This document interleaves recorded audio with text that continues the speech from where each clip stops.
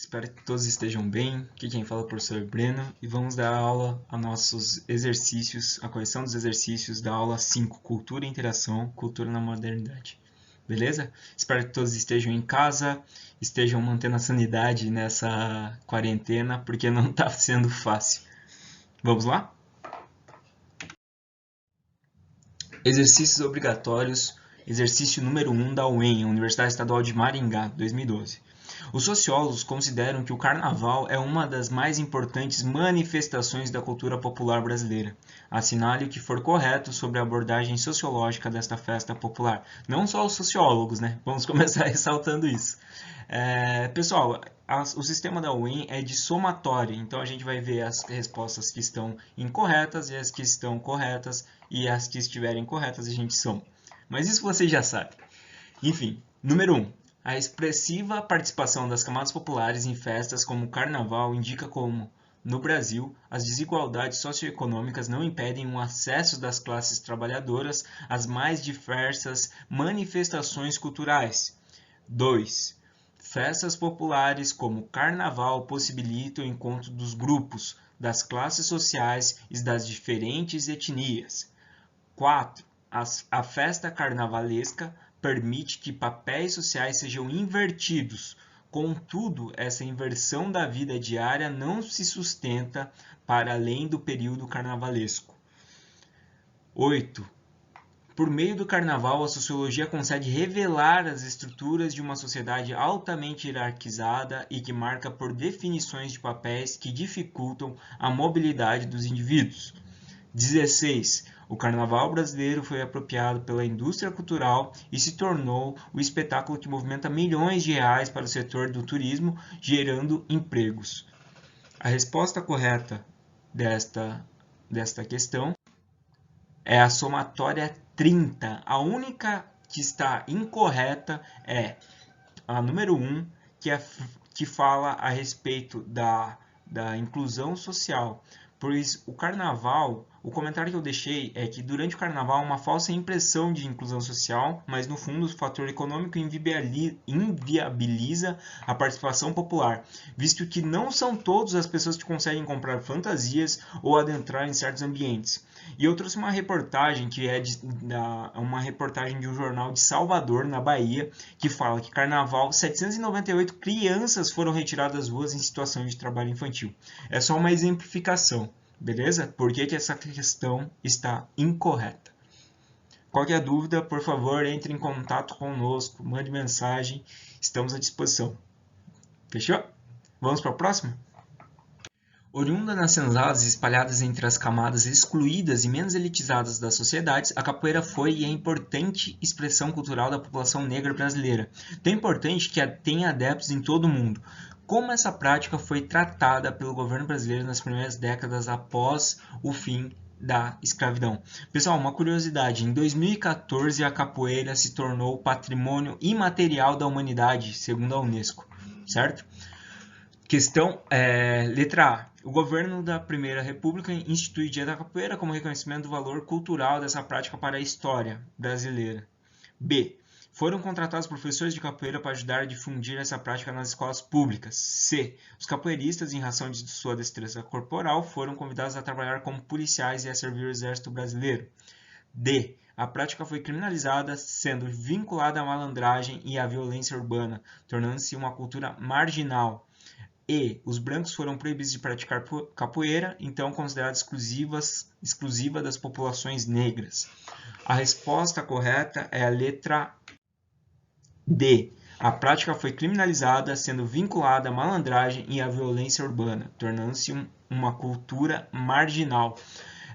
Outra curiosidade para ressaltar ainda mais essa questão é que a capoeira só deixou de ser descriminalizada em 1937, quando o mestre Bimba abre o seu primeiro centro de capoeira, a primeira academia de capoeiristas. Certo, pessoal? Então isso é algo alarmante, diria eu, que realça ainda mais a questão do racismo institucionalizado. Certo? Mais para frente a gente vai debater a respeito. Fechou? Número 3. o em 2011, sobre o conceito de etnocentrismo. Galera, nós já vimos esse conceito anteriormente, beleza? Então, por favor, espero que estejam com ele na ponta da língua. Leia o texto a seguir e assinale a única alternativa correta. O etnocentrismo, de fato, é um fenômeno universal. É comum a crença de que a própria sociedade é o centro da humanidade ou mesmo a sua única expressão. As autodeterminações de diferentes grupos refletem esse ponto de vista.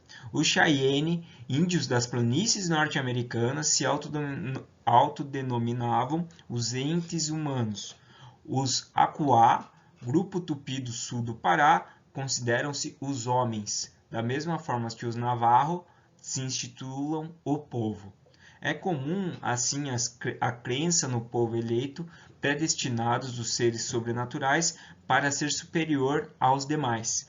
Tais crenças contêm o germe do racismo, da intolerância e frequentemente são utilizados para justificar a violência praticada contra os outros. É uma questão de somatória novamente. O texto 1. O texto defende a ideia de que não haveria um ser humano em abstrato e geral a partir do qual poderiam ser definidos direitos individuais ou coletivos com validade universal. 2. Os defensores dessa perspectiva relativista entendem que os chamados direitos humanos são, na realidade, a expressão da cultura ocidental política e economicamente dominante. 4. Segundo o texto, os relativistas entendem que a soberania cultural das nações é algo que deve ser preservado, mesmo diante de práticas que aparentemente pareçam ser absurdas e injustificáveis.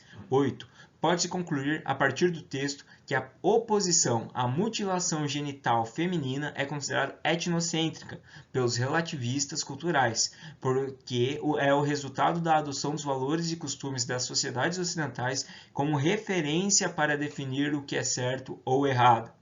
16. O argumento proposto pela perspectiva relativista, segundo o texto, expõe a complexidade do mundo contemporâneo, no qual os princípios supostos universais se contrapõem a elementos culturais particulares de uma ou de outra sociedade. A somatória correta é 18. Por quê? A número 1, a número 4, a número 8 estão incorretas. Os comentários que eu trouxe são estes. Na número 1, o preconceito, infelizmente, ainda é percebido em muitas sociedades complexas contra negros, ciganos, homossexuais, índios, pobres e nordestinos. A 4, é incorreto porque o princípio da autodeterminação garante a todos os povos o direito de autogovernar-se. Tal princípio foi ratificado por ocasião da criação da ONU em 1945, justamente como forma de evitar atitudes racistas e intolerantes praticadas durante a Segunda Guerra. E a 8, as crenças de um povo sobre a sua própria superioridade acarretam sentimentos de etnocentrismo que desembocam na descriminalização e na intolerância. Beleza? Acho que são questões um tanto quanto práticas, elas não são questões difíceis. Porém, você precisa ter, uma atenção ainda maior por causa da interpretação de texto. Beleza? Acho que essa é a principal dificuldade nessas questões de somatória. Então, quando vocês forem realizar esse tipo de questão, prestem atenção. Beleza? Próxima questão. Exercícios complementares. Nos exercícios complementares, eu trouxe a questão número 5, que também é da UEM e também é de somatória. É só para reforçar. É da UEM de 2018, então é uma questão um pouco mais antiga, mas que também pode ser reutilizada ou coisas parecidas. O mesmo conceito pode ser abordado. Todos nós sabemos da existência de um certo tipo de organização social entre animais não humanos. Essa organização social, imaginem que é uma organização complexa, beleza?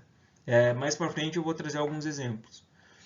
Não apenas entre mamíferos superiores, tais como os macacos, por exemplo, mas também insetos, formigas, cupins e abelhas, notadamente. Quando comparamos as sociedades animais não humanas, particularmente a sociedade daqueles insetos, o fazemos porque constatamos que o comportamento de tais animais apresentam certas padronizações, parecidas com algumas padronizações verificadas entre os seres humanos. Considerando que o que diz o texto, assinale o que for correto.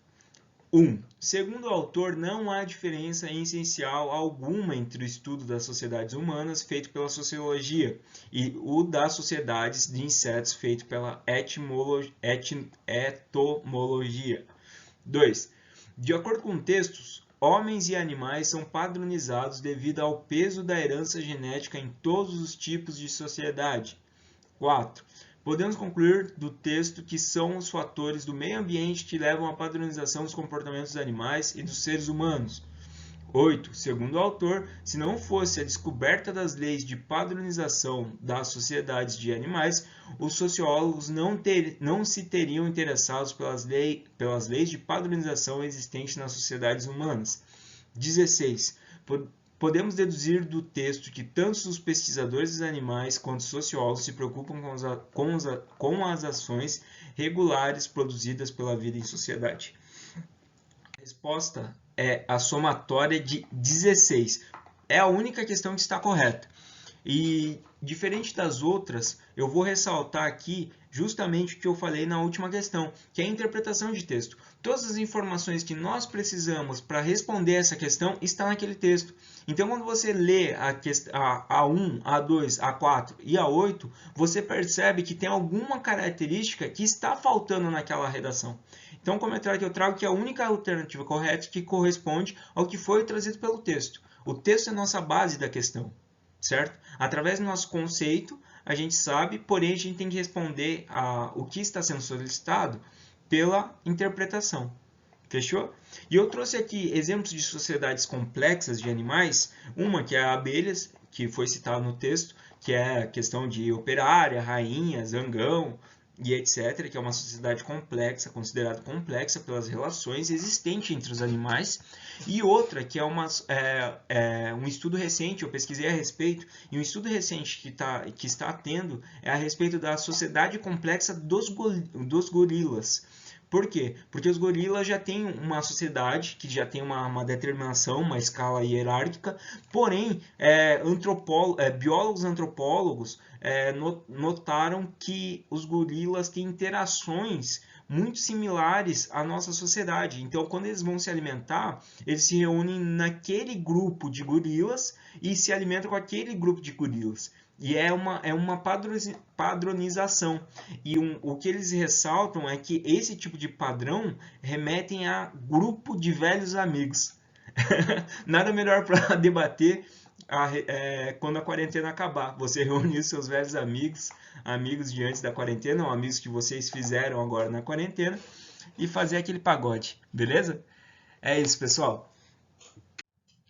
Como sempre, no fim, por favor, sigam as nossas páginas no Facebook, Instagram, YouTube. Se vocês tiverem algum amigo que está precisando estudar para o vestibular, para o Enem, ou até mesmo está procurando alguma informação de algum assunto específico e que nós já tenhamos trabalhado, indique. Vamos democratizar o ensino.